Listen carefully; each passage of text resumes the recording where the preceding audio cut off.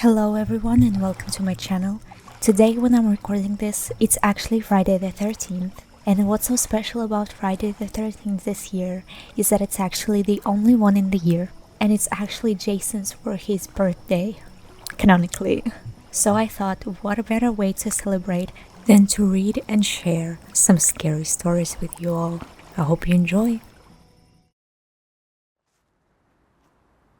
I've told this story probably over 100 times, and despite being the most terrifying thing that has ever happened to me, I've come to appreciate that makes for a great story.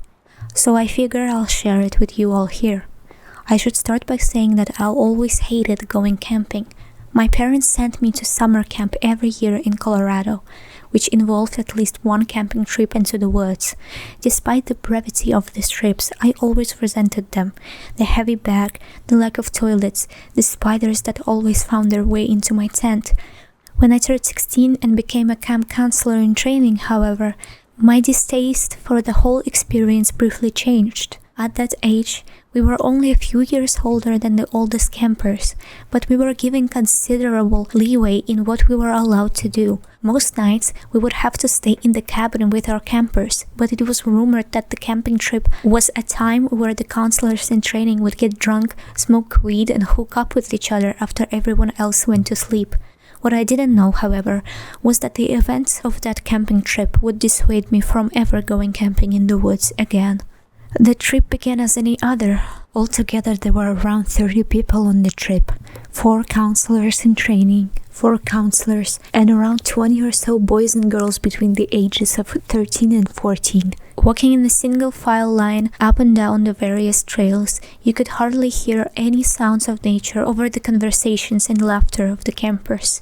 Several hours went by and we made our way through a dense, marshy area and up a steep incline populated with evergreens and aspens. I wasn't the most athletic kid, so it was around this point that I found myself at the back of the line with one of the other counselors in training, Jordan, as well as 2 campers who were also struggling to keep up.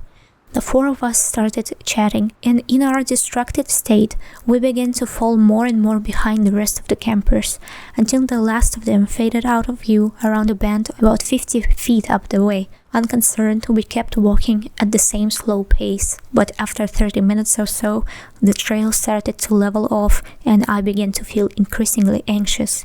Not only had the rest of the group disappeared ahead of us, but we had entered a stretch of completely dead evergreens, half of which looked scorched by wildfire, and the other half appeared to have been killed by disease. The eeriness of the landscape was punctuated by a small derelict cabin sitting in the middle of the scorched forest, but seemingly untouched by the fire that must have been spread through the area. We were so enraptured by the scene that one of the campers screamed when a twig broke behind us. Jordan and I started laughing a bit, but we quickly stopped when we turned to look at where the sound had come from. Not 20 feet behind us was a haggard-looking man with a messy nest of black hair and a long black beard slowly making his way up the trail with his eyes locked on us. He didn't appear to have any hiking supplies on him, and we had no idea how long he had been walking behind us. Being young, we were naturally pretty freaked out, but Jordan managed to give the guy a slight wave before saying to the rest of us, "Come on, let's speed up and get back with the rest of the group." As we turned to continue our way up the path, the man mumbled a question that was hard to hear, and I was shocked when Jordan turned around to ask the man to repeat himself. The man muttered again, slightly louder, "Going camping?" Jordan answered the man that yes, we are going camping, to which the man smiled slightly before stating in a creepy and ominous voice, "Better be careful." We nodded and gave a half-hearted thank you before continuing on to try to find the rest of the group, this time with a much faster pace. Although the man had been walking up the same trail as us when we saw him, he didn't continue, but instead just stood there in the middle of the trail, watching us as we made our way up the winding path and disappeared from his view. Although the man had been walking up the same trail as us when we saw him, he didn't continue, but instead just stood there in the middle of the trail, watching us as we made our way up the winding path and disappeared from his view. Finally, we managed to catch up to the rest of the group who had been waiting for us, and we told the adult counselors about our interaction with the man. They just shrugged it off, telling us that the guy probably lived in the cabin and just wanted to know what we were doing near his property. Finally, we managed to catch up to the rest of the group who had been waiting for us, and we told the adult counselors about our interaction with the man.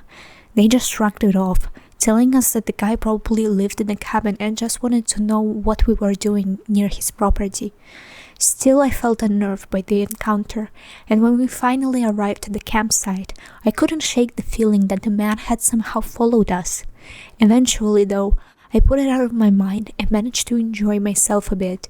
Everyone else had gone to bed, and Jordan and other counselors in training from the boys' cabin had brought 2 warm Mike's Harders that they had stolen from the counselors' quarters. And I took out a joint I had stashed away for this exact occasion. To avoid getting in trouble, we decided to hike out into the woods a bit to smoke the joint, and we made our way to the edge of the river where we had washed our pots and pans earlier in the day. The spot was eerily silent, and the thought of the man from earlier kept popping into my head. Assuming that I was cold, not anxious, Jordan gave me his blue hoodie, and this prompted one of the other girls to suggest that we switch tents for the night. And the thought of the man from earlier kept popping into my head. Assuming that I was cold, not anxious, Jordan gave me his blue hoodie, and this prompted one of the other girls to suggest that we switch tents for the night so I could sleep in the same tent with him, so she could sleep in the same tent as the other boy. I had absolutely no problem with this, and after smoking the joint, we made our way back to our tents, which were pitched slightly away from the others. And we discreetly sipped on the Mike's Harders while telling scary camping stories. Some time passed, and one of the boys was in the middle of telling a rather muddled story that he was clearly making up on the spot, when he suddenly stopped. In the silence, we could hear what sounded like footsteps crunching on pine needles about 40 feet away, near one of the other campers' tents. As we strained to listen to what was going on, the noises stopped, and even though we assumed it was just one of the campers getting up to go to the bathroom, being stoned and hopped up from scary stories, we decided to call it a night and go hide in our tents. Jordan followed suit, and we awkwardly made out before eventually going to sleep. I don't know what time it was, but it must have been quite late when I suddenly woke up to the distinct sound of footsteps walking around near my tent. Shot with adrenaline, I tried to lay as still as possible and quiet my breathing. From the sound, it was apparent that someone was less than 3 feet away from the front of my tent, seemingly pacing back and forth. I turned to wake up Jordan, but I was immediately put at ease when I saw that he wasn't next to me. Assuming Jordan was the one I had been hearing, I closed my eyes, and I was just beginning to drift back to sleep when I heard the tent unzip. I felt Jordan lie down next to me, and after a few moments he put his arms around me and began to spoon me.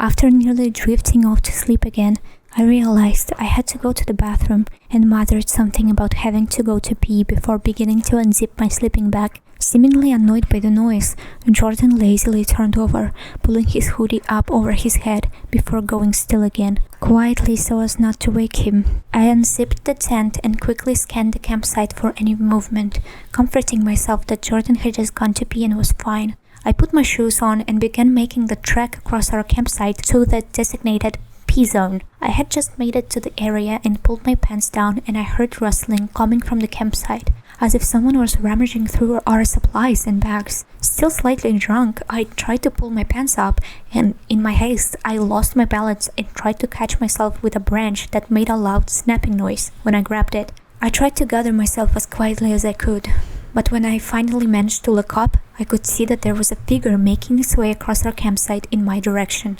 Before I could even think, I was blinded by the bright light of a flashlight shining directly into my eyes, and the light was getting bigger, so whoever it was, they were coming towards me. Frozen and panicked, the figure got 10 feet away from me before I heard Jordan's voice say, "Sorry, it's just me." I breathed a sigh of relief, but then Jordan asked me something that really confused me. "Have you seen my blue hoodie? I know you gave it back to me, but I think one of the campers might have stolen it from my bag while I was sleeping." After a brief pause, I managed to stutter out, "But you were just wearing it when you got back in the tent." What he said next made my blood run cold. "What are you talking about?" he said. "It's been missing since we got back from the river." I even went down there to see if I had left it by accident, but after I couldn't find it, I thought I'd check the boys' bag, and that's when I saw you. My confusion quickly turned to sheer terror as I realized that the man who got into the tent with me just moments prior hadn't been Jordan. Sensing that something was wrong, Jordan asked me what happened, and I managed to get out that whoever stole his hoodie was sleeping in our tent. Not believing me, Jordan insisted on walking back to the tent to check it out. As slowly and quietly as possible, we made our way to the side of the tent, and when Jordan flipped on his flashlight and shined it through the nylon lining, he let out a high-pitched scream. We could both see the clear outline of a man's shadow lying still inside our tent. What happened next is a bit of a blur, but we ran to the pot of tents on the other side of the campground where the older counselors were sleeping and frantically unzipped their tent and started yelling for them to come out, and that there was a man in our tent. I remember panic setting in as our counselors slowly and groggily woke up, but after a bit more frantic yelling, they finally managed to understand the severity of the situation, when a commotion broke out on the other side of camp near our tent. By the time they ran to the scene, however, they only found an unzipped tent and a bunch of our things littered on the ground that the man had apparently knocked over or thrown during his escape.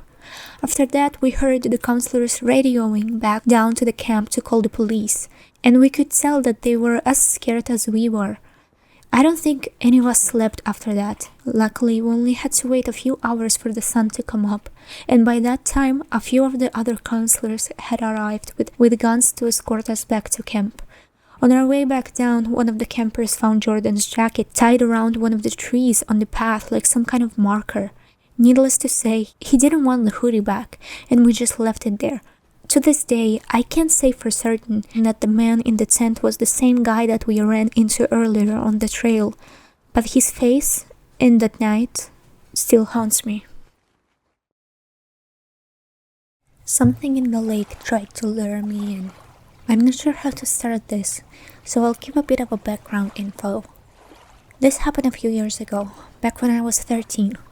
Every summer since I was 7, I'd go up to the sleepaway camp up in the Canadian Shield, around the Georgian Bay area, for 2 weeks. There I would spend a week and a half on the island, then 3 days on an out trip, which was basically canoeing to 2 different campsites in the bay and actually camping on those sites with tents and stuff instead of sleeping in cabins. I should also mention that the lake and islands that the camp was built on was originally waterways the Aboriginals peoples used when canoeing to get from place to place, and then also a big place for trading when the colonizers came. Thus, there is a startling amount of shipwrecks and ghost stories in the area. There's one in particular that I'll bring up in the actual story because I feel like it's important.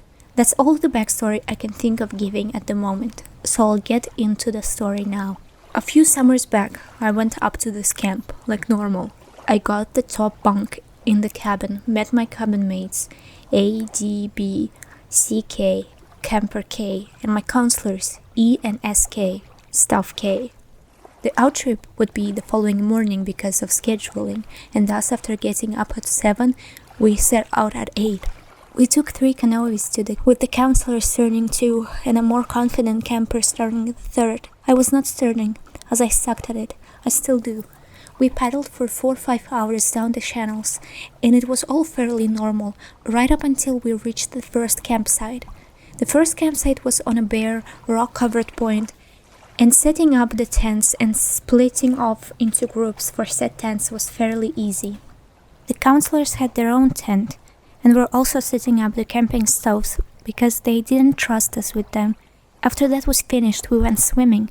This is where the first weird thing happened. I brought goggles, and because nobody else did, they all wanted to have a go at using them to look under the water.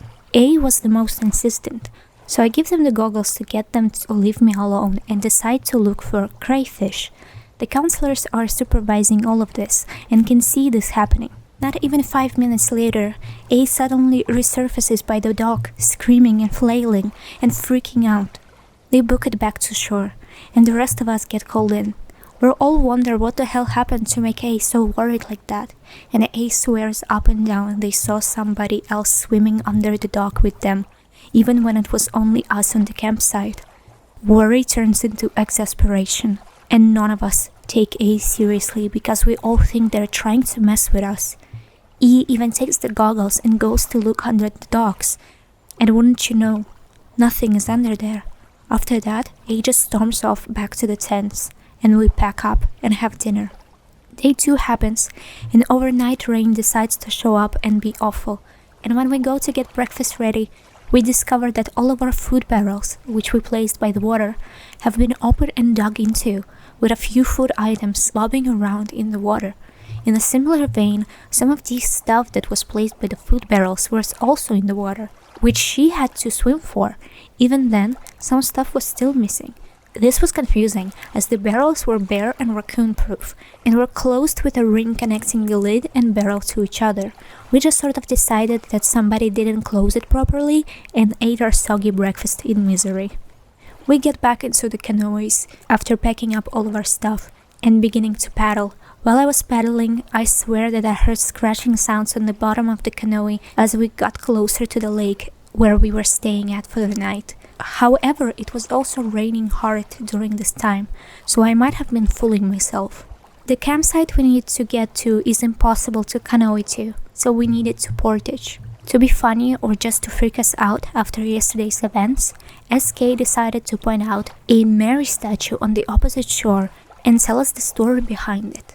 It's been a few years, so I don't remember all the details, but it essentially goes like this. A mother brings her daughter and son on a canoeing trip up to this lake to go camping. Unfortunately, both of them end up drowning when she isn't looking. In her grief, the mother then builds the Mary statue, which is creepy, by the way, on the hill to remember them before ultimately drowning herself.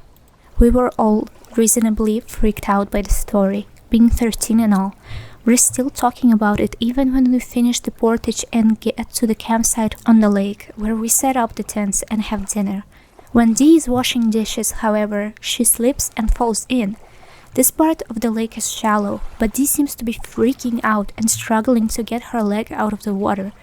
All the while she's screaming that something has grabbed her. We pulled her up with minimal resistance, and Dee's super freaked out, repeating over and over again that something human grabbed her by the ankle. We don't tease her like we did A, because she seems legitimately freaked out. She was crying and hyperventilating, and we also decide to not go swimming after that. Here's where the title of the story comes from. When we settle down for the night, I'm in a tent closer to the lake than the others. I forget who I roomed with, but I was with A and D, I think. I had a tendency to wake up in the middle of the night at random, and this was no different. I wake up and sort of lie for a moment. I didn't dream this part. I would have known if I did, but I was fully awake when this happened. Somebody starts calling for me from the lake. I remember it so clearly. The voice was beautiful. I've never heard anything like it. It was feminine, but deeper, and sounded like honey. It was sort of motherly in a way. It said, "Come into the water. Come for a swim. You love to swim, don't you? Come join us in the water." And it was so beautiful and alluring that I wanted to. For a brief second, I wanted to go into the water, to swim in the lake with whatever was calling me into it. I still do, to this day. There's something calling me back to the lake, even now, when I'm miles away from it in my room. Something inside me wants to go swim in that lake. Fortunately for me, I was exhausted from paddling in canoe in the rain that I just went back to sleep. I'm not kidding, I was so exhausted I didn't go swimming in that lake that night. I didn't obey what the hypnotic, beautiful voice was telling me to go join it and the others, all because I was tired. Nothing else really happened that summer. I didn't tell anyone about what happened that night, because it seemed sacred, and they wouldn't believe me anyways. I don't really know what tried to lure me into the lake, but I have a feeling it was the same thing that A saw and what grabbed D. There's also probably a good chance it had something to do with the Mary statue story. Maybe the mother or something? I don't exactly know, but I don't really want to go back to the lake again, because I'm not sure I'll be able to resist that call once more. If anyone has any ideas on what it was, that would be great. Thanks so much. There is this big Catholic summer camp in the Midwest that had been around since 1930s. I went to the summer camp for 9 years, from the ages of 7 to 16. And in those 9 years, I have not noticed anything too strange except the last year I went. My last year at camp, I was a junior counselor with all of my best friends from the camp. This year, the recession hit, so there was a major decline in the campers, so many of the cabins were not in use. Our menial job, when they had nothing else to give us, was to clean them. So me and another junior counselor, or GC, were assigned to clean 2 cabins, Cabin D and Cabin C. Cabin D was my first cabin and cabin I was ever in, and it was rumored to be haunted. Me being some of the last campers ever to use the cabin, knew that this was not true, so I volunteered to clean Cabin D. Cabin D is one of the smallest and oldest cabins at the camp, being around 80 years old, so I knew my job was short. As I went into the cabin, it was extremely cold. Being the hottest day of the year with no wind, I took comfort in that. I started sweeping the cabin, which is extremely dirty. After about 15 minutes, I hear what sounded like rustling. I brushed it off as a sudden burst of wind from the tree line 25 feet away. Then all of a sudden, the 2 screen doors on both sides of the cabin fling open and slam. I dropped the broom in the middle of the floor and ran out to go over to the other GC who watched the whole thing happen from Cabin C. We abandoned our jobs and decided we could use a much-needed break.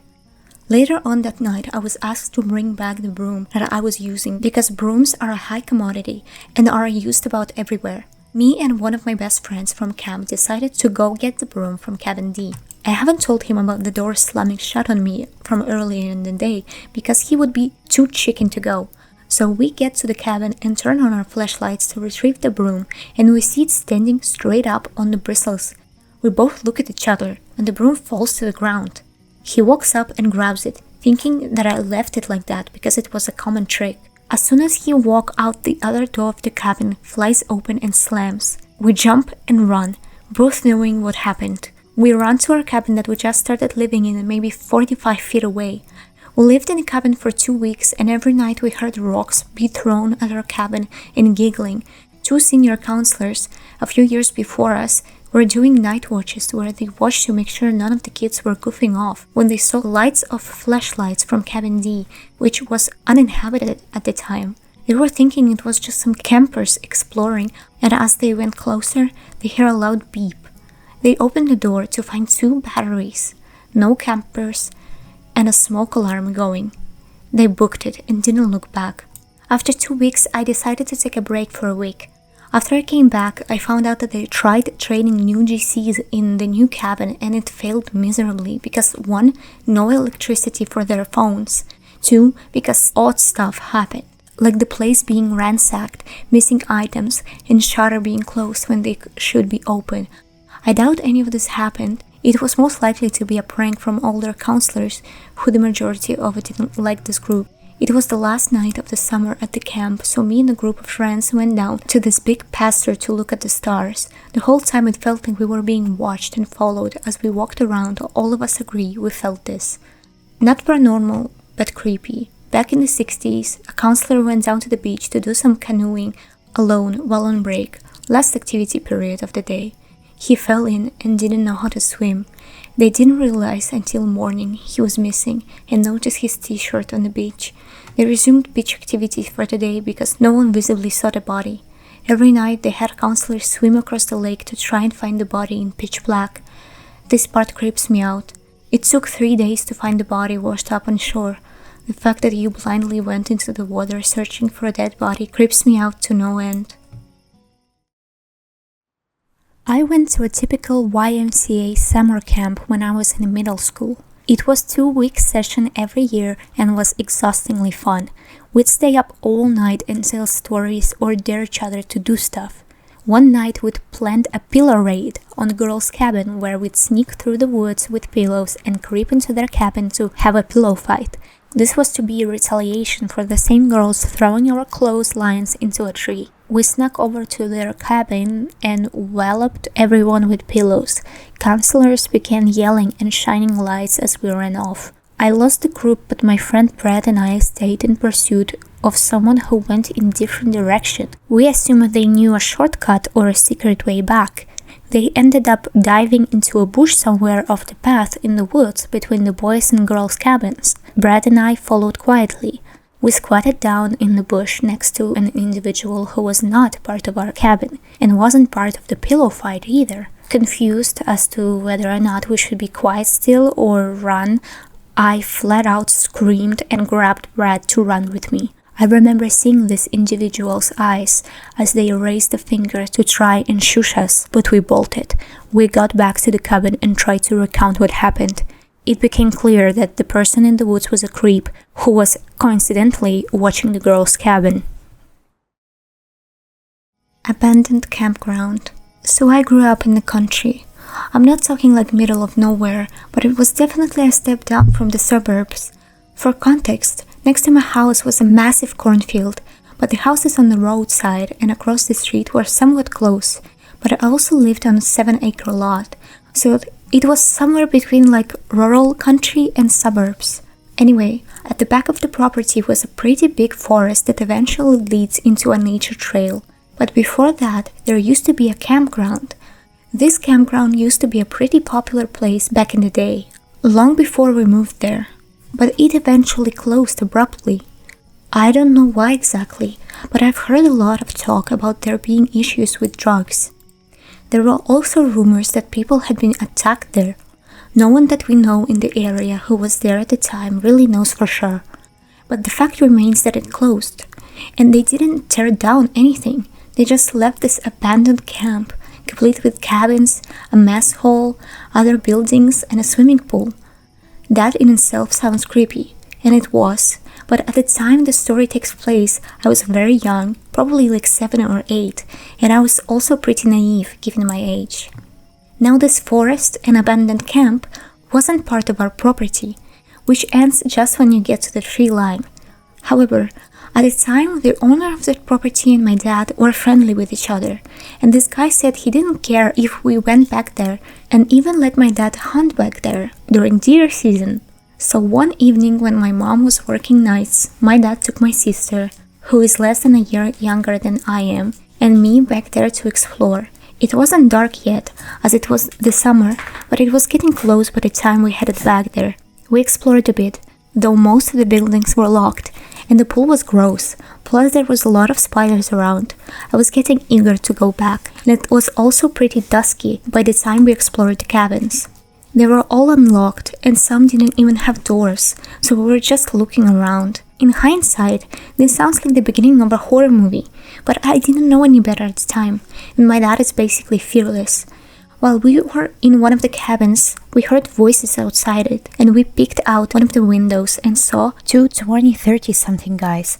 They looked kind of rough and shifty, and they were talking loudly. It seemed like they were in some kind of rush, like they had to hurry up and do something back there, or like they were looking for something. Now, I have rarely seen my dad truly scared, if I ever have, though maybe he's just good at hiding it. And while I wouldn't say he was exactly scared in this situation, I could tell he was uneasy, which was also unusual. He stood in the doorway of the cabin while my sister and I looked out the window. I was holding this loose brick I had picked up, and my dad told me to keep hold of it unless he told me to drop it, which for some reason sticks out to me. While watching through the window, I see one of the guys look toward the cabin and make eye contact with my dad, and they just stared at each other for a little bit. It seemed like forever at the time, but it probably wasn't that long to be honest. But by this point, I was unsettled. It was the brick comment my dad had made, like that made me realize that this was a potentially dangerous situation. The guy then whispered something to the other guy, who looked at my dad as well. They just had this kind of silent standoff. Finally, the 2 guys walked away in the trees, and once he couldn't see them anymore, he ushered us out. We headed back down to my house, but my dad seemed uneasy still and kept looking behind us. We made it back with no problems, and nothing ever came of this encounter. My dad, years later, told me that neither of the people that day were the owner, though I suppose they too could have been there with permission, but he had a bad feeling. which I already knew, even back then, because he had asked us not to tell my mom. Like I said, nothing ever came of it, and maybe there was a perfectly reasonable explanation. Even so, it creeped us all out, especially given the tumultuous history of this abandoned camp. My dad never took us into the woods after that, at least not to the campground, though he did still hunt back there, all these years later, and I'm still too uneasy to go back there. Background: from 1993 to 1998, every summer I attended a Christian youth camp for girls. Camp lasted 4 days, 3 nights. There were about 200 girls at the camp, and it was about 1.5–2 hour drive away from our homes. Some of the camping areas were tent only, others had A-frames, and at least one of the camping areas had longhouses. The campground is called Ensign Ranch, Kittitas County, Washington. You can look online to see pictures of what these different camping areas look like. It's a really safe campground, and we had a lot of fun every year. In the evenings, we would tell spooky stories, pretty typical stuff for youth camps. Apologies for the long post. I want the details to be clear. On the last night of the camp in 1996, I was 15 at the time. There were several of us girls on the top level of our longhouse. It was past bedtime, so we were quietly telling scary stories. I had told a couple, one with the help of a friend. I'll call her Lily. I don't remember the specific stories from that night, just typical "and the hook was hanging from the car door" stuff. After a couple hours of spooky stories, someone else was talking, and I was getting really tired and could hardly keep my eyes open. Then some of the girls asked me to tell one more story, so I start telling a story, making it up as I go, just typical on a dark night in the woods, not far from here, type of beginning. Next thing I know, I wake up, lying flat on my back. As I'm waking, I realize I'm still talking, but once I became aware of my own talking, I couldn't remember what I was saying or trying to say. I was fully awake then. I finished by lamely saying something like, "They all died, the end." I looked around me at the girls, who were all staring wide-eyed at me. A couple of the girls were quietly crying, mouths open in horror, with tears streaming down their faces. My friend Lily whispered, "That was the creepiest thing I've ever heard." The girls that weren't crying nodded in agreement. I said I was tired and we should all go to bed. As all of the other girls moved away to their sleeping bags, and another girl, I'll call her Sarah, what I had said, I admitted to them that I had fallen asleep and couldn't remember anything. Lily and Sarah exchanged glances, and Lily paused before saying, "That just makes it worse." Sarah nodded in agreement and said she didn't want to retell it because it was that creepy. Now at this point, if it had been just Lily and 1 or 2 other girls that were in that group, I would have thought they had realized I was asleep and were just messing with me. But Sarah was, and still is, a very serious person who doesn't have much of a sense of humor, doesn't like pranks, even innocent ones, and is honest almost to a fault. So I went to sleep feeling unnerved, but exhausted. A few hours later, I was being shaken awake by one of the adult camp leaders. She told me to gather my things and follow her. I sleepily and awkwardly carried my stuff down the ladder, and then followed her outside. 2 other camp leaders were standing next to a tent. They told me to put my items inside, and then come talk to them. Inside the tent were 2 of the younger girls, 12 or 13, that had been listening to the scary stories, and who had been crying when I woke up. They wouldn't look at me, just laid there sobbing. When I went back outside to talk to the leaders, they said Lily had showed up in their tent with the 2 sobbing girls. The girls were crying and kept saying they wanted their parents to come get them. Lily explained about the scary stories and about mine being the one that made them cry. The leaders asked me what I had said. I admitted I had fallen asleep and honestly didn't know. The leader said Lily refused to tell them what I said, and the 2 girls just sobbed harder the more they tried to talk to them. They explained to the girls that they weren't going to call and wake their parents at 3 a.m. and have them drive over an hour just because of spooky stories. Plus, we were all going home the next day. As punishment for scaring the girls, the leaders made me sleep in the tent with them while the leaders went to sleep in the longhouse. The girls cried for a bit, and then we all fell asleep. They were both gone from the tent when I awoke in the morning. To this day, I have no idea what creepy story I told. No one that was there has ever been willing to tell me any of the details. Several years afterward, Lily told me that she would randomly have nightmares because of it. The only details I ever had answered were: my voice sounded the same as usual, my eyes remained closed for the majority of the story, which creeped them out more, and the story was coherent and made sense up until the end, when I lamely finished speaking. Again, if it had only been Lily and a few of the other, less serious girls, I would know they were just screwing with me. But Sarah and most of the other girls that were there, including one that cried most of the night, even being a part of a prank on me, just doesn't seem probable. To set the stage for this story, we must go back to the far-off year of 1988. The location is the Cascade Mountains of Oregon. I was 10 years old, and with me was my mom, dad, best friend, and our golden retriever, Amber. We were very much an outdoor family, and had many camping trips before this and since, but to this day, when I think about it, I still remember the terror I felt that weekend so long ago. After a brief talk with my father recently, it kind of came back to the front of my mind. He also was able to fill in a few details that I had forgotten. This holiday was like many others. We packed up the station wagon with everything we would need for a hike into one of our favorite lakes to camp at. To make this trip even more exciting for me was the fact it was my birthday weekend and I got to pick this lake. After we arrived at the trailhead and got our packs on, my dad got his sidearm out and strapped it on his belt. In Oregon, open carry was permitted in national forests, and my dad always had a gun on his hip while in the woods, which always added a sense of security. We had a close call with a bear one time, in which it came in handy.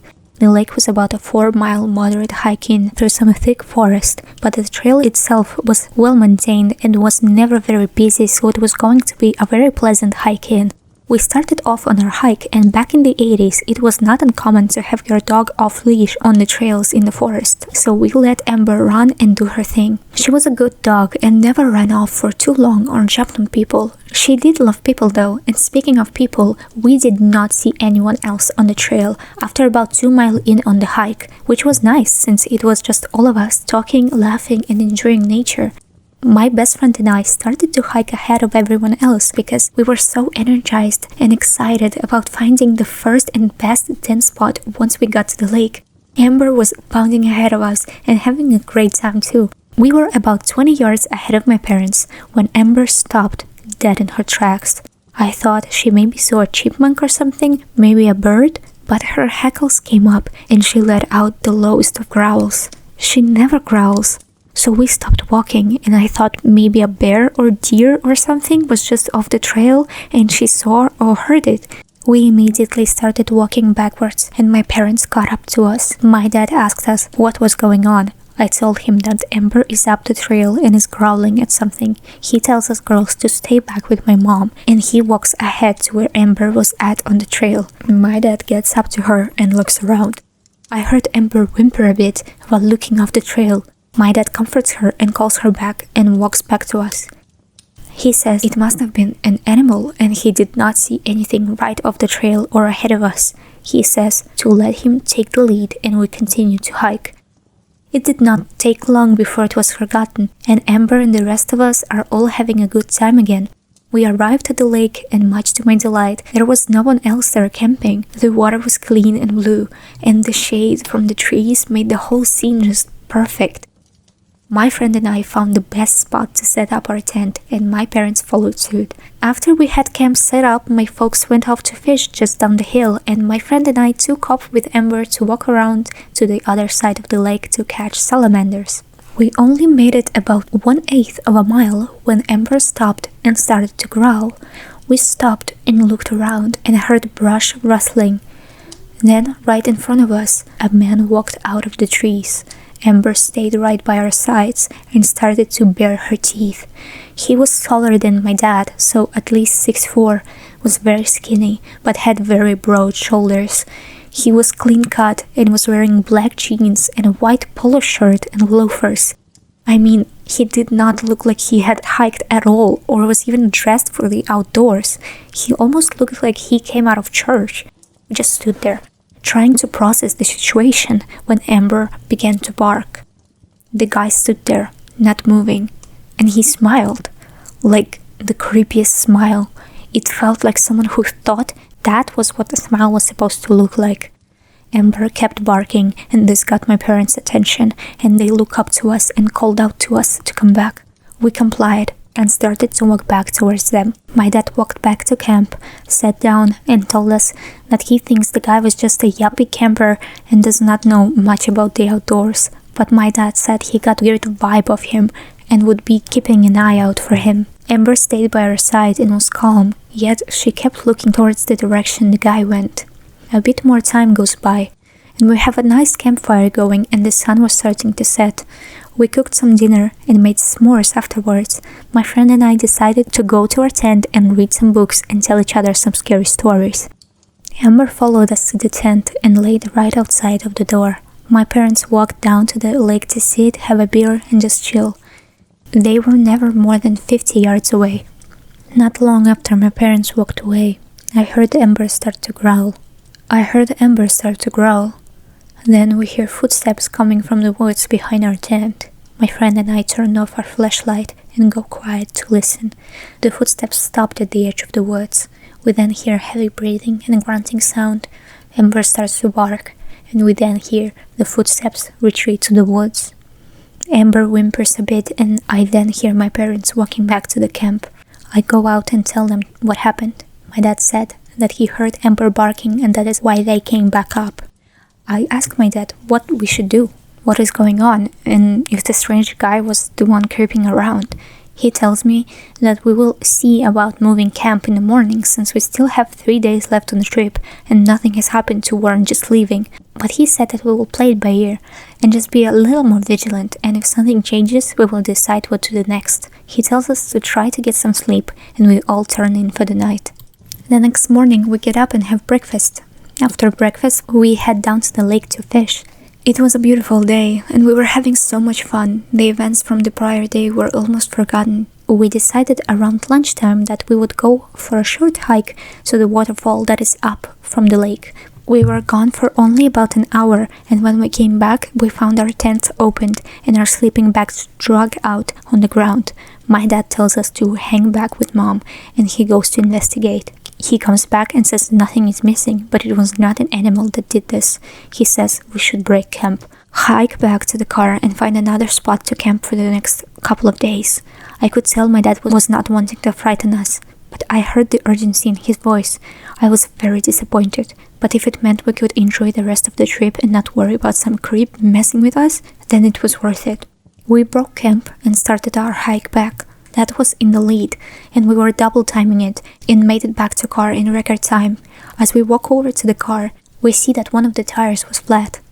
Not a big deal, we always had a spare, but when my dad bent down to start taking the lugs off, we swore.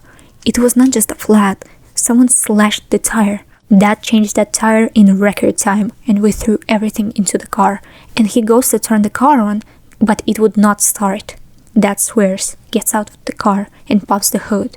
He says, shit. It turns out someone took our spark plug wires.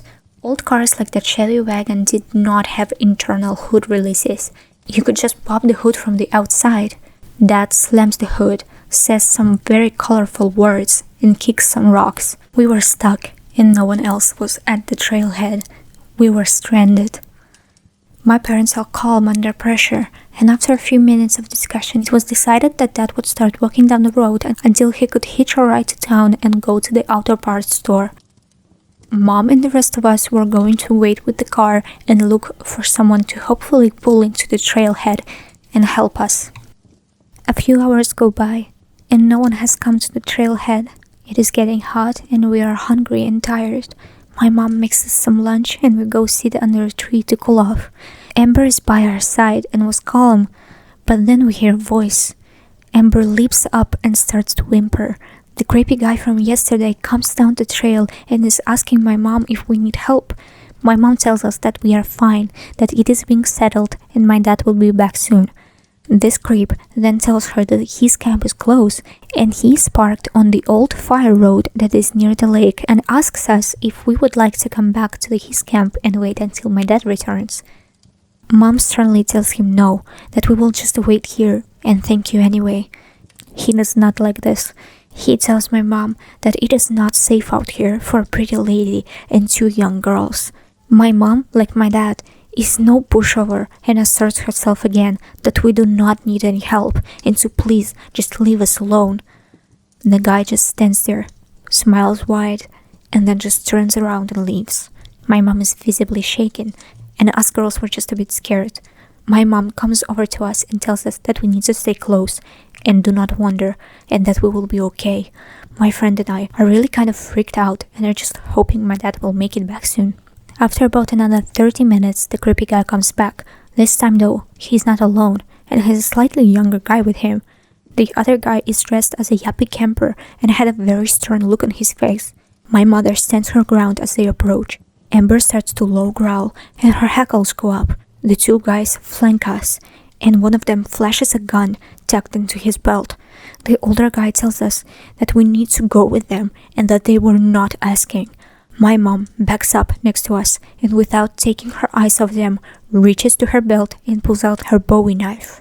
My mom said we will not be going and that they need to leave now. The 2 men did not even flinch at this and said that we will come with them or they will hurt us. At this moment though, Amber goes from just growling to barking and puts herself between us and them. This makes the guys stop. My mom yells that they need to leave now. They start backing up, and at that moment we hear a truck pulling into the trailhead parking lot. At the sight of the truck, the guys start to walk away fast and disappear into the tree line. The truck was a forest ranger, and he had my dad with him. My dad jumped out of the truck and ran over to us, asking if we were okay. The ranger came over and asked who those men were and if we were okay. My mom explained everything while my dad hugged us girls and told us we will be okay. The ranger takes off to go looking for the man. My dad tells us that he was about 5 miles from the town when the ranger picked him up and took him the rest of the way to get the part for the car. He then drove him back to a car. After hearing what happened, my dad was pissed and wanted to find the guys who tried to kidnap us and that had been terrorizing us for the past 24 hours. The ranger came back and told us that he had almost caught up to them, but they sped away in their truck with a camper in tow. They had been parked behind a small ridge behind the lake on an old logging road. He did not get a plate, but he radioed a description of the men and their truck and a camper to the local sheriff's office. He also took our information and said he would pass it on to them. He waited with us until Dad had the car fixed and we were able to leave. We decided to not continue camping and instead drive a couple of hours to spend the last 2 days of the trip at the beach and stay in a hotel. A few days later, a deputy called my dad and told him they never did find the man. He said that it was most likely a crime of opportunity after seeing a woman with 2 girls in tow. He was sure they had been watching us from off the trail and had messed with our camp to judge how my dad would react. When my dad seemed to be too big of a threat, they sabotaged our car, hoping to put us in a position where we were vulnerable. He said they would follow up with us if they found out anything else, but according to my dad, nothing ever came of it. Years later, I tried to do some research on crimes in the area of Oregon during the 80s that might have involved something like we experienced.